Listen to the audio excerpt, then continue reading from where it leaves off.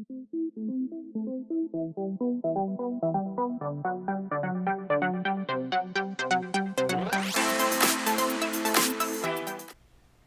everyone, this is Graeme Anderson from Four Corners of the Board, and today I'm going to be reviewing Nina and Pinta from the Ragnar Brothers. Now, as you can see across the bottom of this box, this is the Ragnar Brothers' first in their quantum game series. Now, that got me very intrigued. I find science endlessly fascinating, and when I saw this from the front and read on the back about the quantum mechanisms that they tried to incorporate in this game, that got me very intrigued. They're talking of using things like the many worlds theories and maybe even some quantum entanglement. That just got me very eager to get this to the table. So they're trying to incorporate physics into a board game.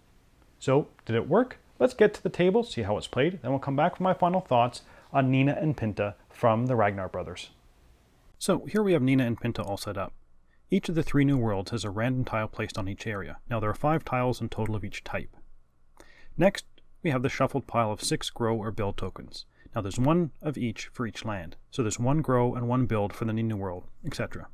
There's also the state of war and the world tokens, which we'll talk a bit more during gameplay. Next, there is a row of shuffled bonus benefits, which are split up by era, and progress benefits, which are not era dependent. The number of progress benefits will be determined by the player count. Finally, place the benefit cost marker on the era 1 circle. Next, each player will pick a nation, and each nation has a unique benefit. The players will receive 2 screens, 3 ships, a turn order marker, 3 captains, 20 settlers, and 10 towns. And the first turn order is always Spain, Portugal, England, and France. Now, the goal of the game is to explore the new worlds and having your settlers in different areas along with your towns and cities. You'll also want to be collecting progress benefits, which will score at the end of the game depending on the number of cities in each of the different worlds. Now, the player with the most victory points will be the winner. Now, let's get on to the gameplay.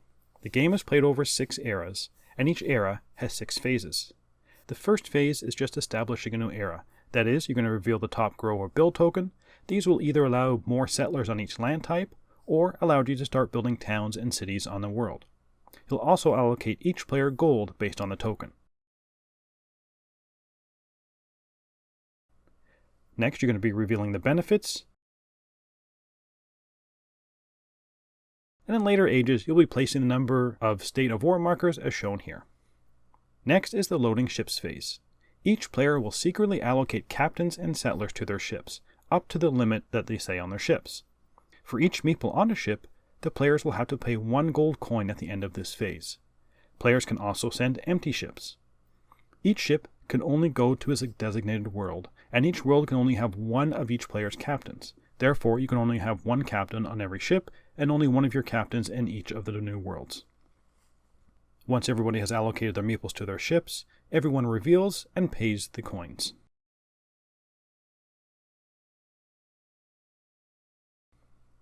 Next, in player order, players will sail their ships 1 at a time to the designated world. The ships with the most meeples must always sail first. Once at a new world, the player will decide what to do: explore, consolidate, or attack. To explore, the player must have a captain on board, and the first place to be explored in each world is always the Caribbean, as it has the anchor on it, and further explore actions can only be adjacent to previously explored areas. The player will flip over the tile and place all of their meeples onto that space. Now there are icons that can appear on the lands. If you choose not to explore, you can also consolidate. That is just by dropping all of your meeples off on a previously explored land. Lastly, you can attack, but only if you have a captain on board and at least 1 settler. And the world must have a state of war token next to it, or by using France's special ability. And the target land will have 1 or more meeples from different players, and meeples are going to be removed in pairs, 1 from you and 1 from the opponent. And that's basically the attacking. Now once you've done your explore, consolidate, or attack action, you'll then have the option to migrate, that is, move 1 of your meeples from 1 location to another, and finally you'll have to reduce. If there are more settlements, which is a combination of settlers, towns, and cities, than that land type can support, you have to remove settlers until you're at that limit. Then it will be the next player's turn to sail 1 of their ships. Now once everyone has sailed all of the ships that they wish, you move on to the governed phase. Starting with the first player, you will collect coins for each settlement in the chosen world. Different land types generate different amount of coins per settler, but towns and cities will always generate the same amount. Once the coins are generated, up to 3 coins can be stored on a stronghold, or an unlimited amount can be stored on a boat, as long as you can get your coins to either one of these places through connected lands. That is, lands that have been explored and you have at least one settlement. Any gold that doesn't make it is lost. You can also spend coins from the world to build a town or a city during the govern phase. A town can only be built if you have a settler, and one of the following is true. The land you want to build on is in a group of 3 connected lands of 3 different types. That is, if you are in a forest, you must also be connected to a mountain and a tundra. And you must have a settler or settlement in each one of these spaces. The other option you have is, again, you must have a settler in the land. You also must have a settlement in the same land in all 3 worlds. Therefore, if I want to build in the Caribbean, I must have a settlement in all 3 Caribbeans. If you meet the requirements, replace a settler with a town and you pay 3 coins. You can also build a city, which will cost you 9 gold and follows the same rules as a town, except there's only 1 city of each land type available in the game, and only 3 cities can be built in any one world. And once the first city is built in a world, the person who built it can decide what type of world it will be: science, art, or religion. You can also upgrade a town to a city by paying the difference of 6 coins as long as all the other rules still apply. And lastly, for this phase, you will sail your ships back to the old world with or without your captain for 0 coins. Once each player has governed the 3 worlds, you go into phase 5, which is selecting benefits. In player order, each player will get a chance to buy either a bonus benefit, which can be used at any time during the game, or a progress benefit, which will be used in the end of game scoring. The cost for the first purchased benefit is indicated here, and will be dependent on the round. And players can continue to buy benefits, with each round costing 1 more gold than the previous, up to a maximum of 7 gold. Once a player passes, they'll place their marker on an empty space on the player turn order track. And once all players have passed, the remaining benefits are removed from the game. Finally, in the last phase, you'll just place the benefit cost marker on the next era, and remove any state of war markers, and you're ready to start the next round. Once all the eras have been completed, you're going to go into final scoring.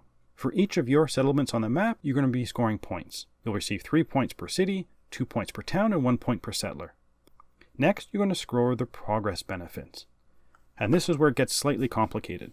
For each different benefit, you'll have a base value of points equal to the number of cities in that world. So for example, if in the science world had 3 cities, and you have 5 different science benefits, the first science benefit would be worth 3 points, the second 4, etc. So you would receive a total of 25 points for your science benefits. Arts benefits are the same way, but military benefits work slightly different. Their base is the number of unplaced cities at the end of the game, again up to a maximum of 3. Religion benefits are based on the total number of the largest amount of the same benefit you have, unlike the arts, science, and military, where you're looking for different types. And in the arts, science, and military, duplicates don't count. And finally, you're going to receive 1 point for every 5 coins behind your screen, and the player with the most points win. Now let's get back to the table to see what I thought about Nina and Pinta. So, did Nina and Pinta hold up? Well, for me, this ended up being just an okay game. Now, I must say, after my first play, I was very disappointed. I was expecting a much more scientific, or at least science-based game. The whole quantum thing here, for me, feels very underdeveloped. It really doesn't come through in the gameplay. Yes, there are multiple new worlds. You can kind of think about that as the many worlds theory. But really, that's it. I mean, the rest of it really doesn't make much sense. Why can you only send 1 captain to each world? Why is there 1 ship per world? Why is their money can only be sent in one direction? Why can it only be sent back to the new world? And the whole town and city building thing just made no sense to me. But all these mechanisms are in the game to make the game work, and they really don't support the theme. And for me, that kind of took away from the game.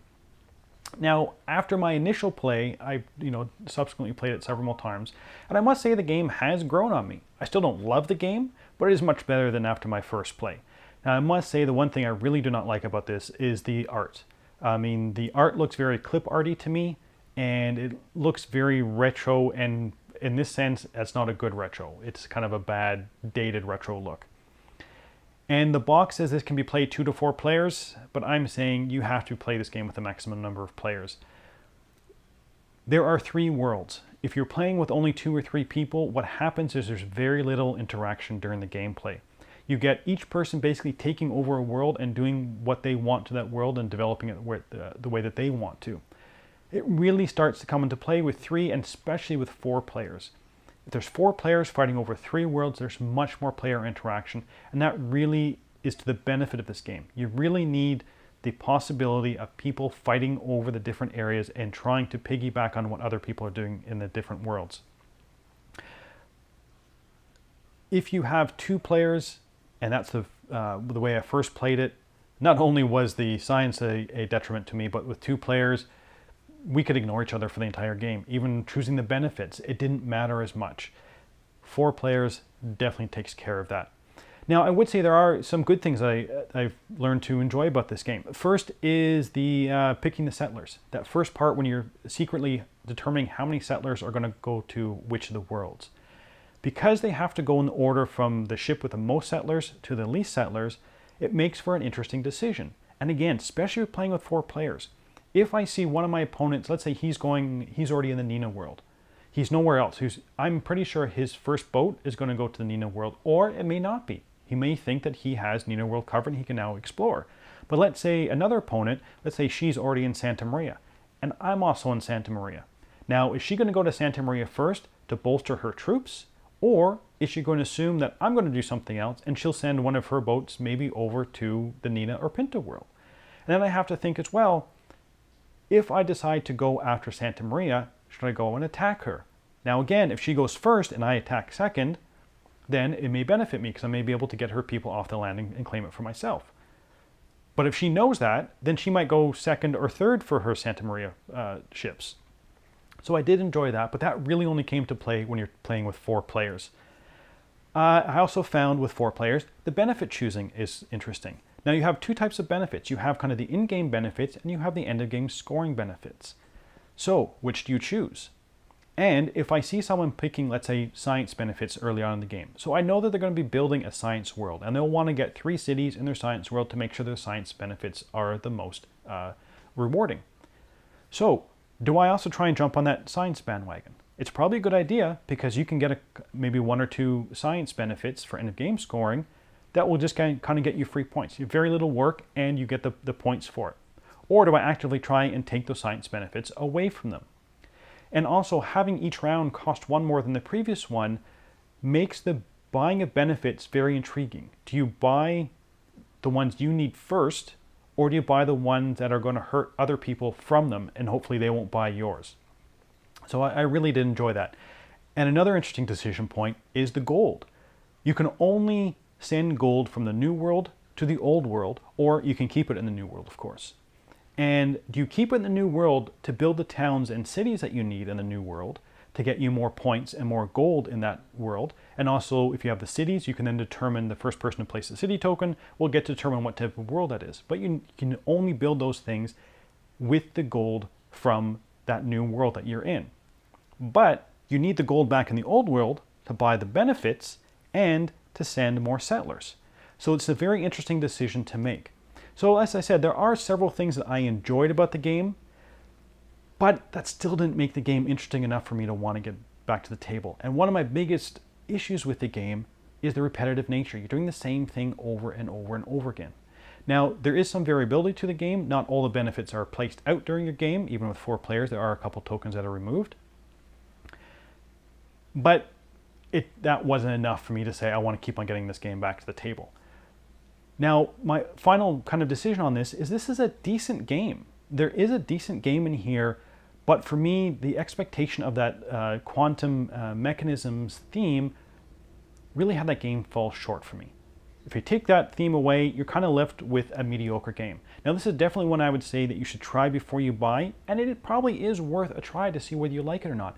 But if you are going to try it, give it the benefit of the doubt, play with 4 players. For me, that is the only way to play Nina and Pinta. And really, that's it for the moment. So as always, thanks for watching. Thanks so much for watching the Dice Tower videos. Find more great videos and reviews, as well as our top-rated audio podcast at Dicetower.com. You can also find other great shows at Dicetowernetwork.com. I'm Eric Summerer, and you've been watching The Dice Tower. The Dice Tower is sponsored by Cool Stuff Inc., where you can find great games for great prices. Cool stuff in stock. Check them out at CoolStuffInc.com.